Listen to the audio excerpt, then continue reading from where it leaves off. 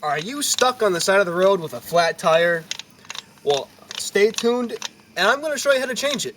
Your first step on this amazing adventure is to find your owner's manual. And then in your owner's manual, there's an index. The index will tell you what page is this procedure on how to change your tire. It'll also tell you where the jack is, which is what you're going to need to change the tire.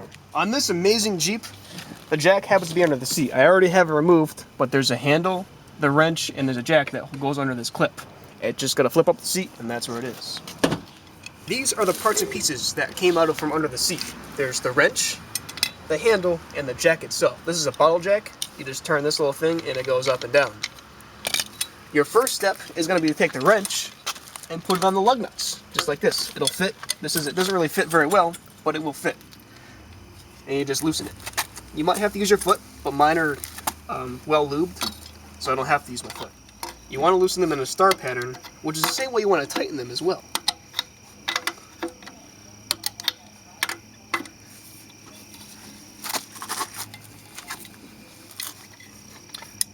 Now that they're loose, the next step is to take the bottle jack and jack up the vehicle so we can take the lug nuts off the rest of the way.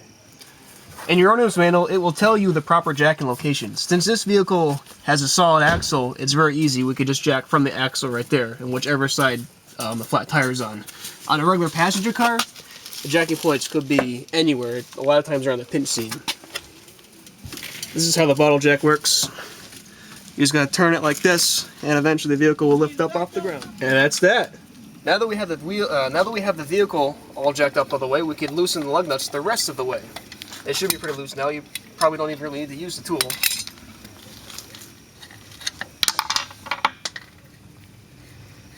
Make sure you don't lose the lug nuts.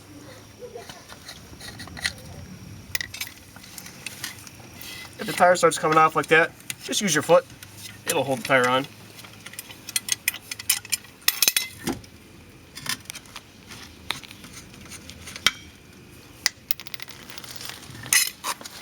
And then the tire just slips off.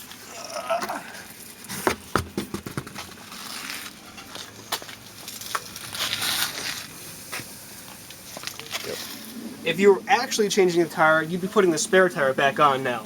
On this Jeep, it happens to be right there. On your car, it could be under the trunk floor. For that location, you'd have to go ahead and look at your owner's manual for the proper location of your spare tire.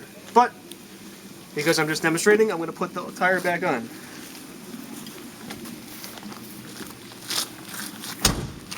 This part might be tricky, depending on how heavy your tire is and how high you jacked it, but hopefully you'll be able to just slip right on.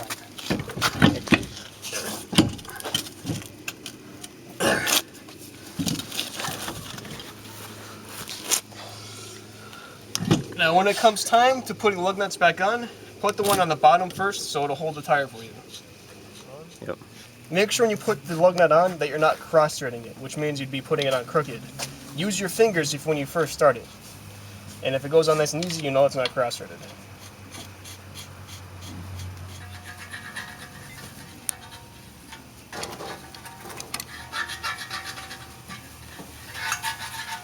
Now with your lug nuts that are just tight, let the vehicle back down on the ground. And then you can tighten them the rest of the way. Like that.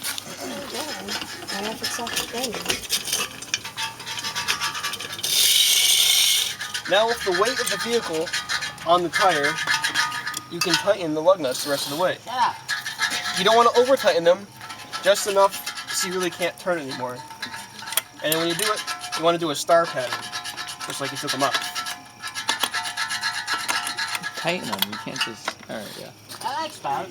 You want to put about 80 to 90 foot-pounds on it. Now the way you would think about that is if you put 80 or 90 pounds a foot away from where you're turning the wrench.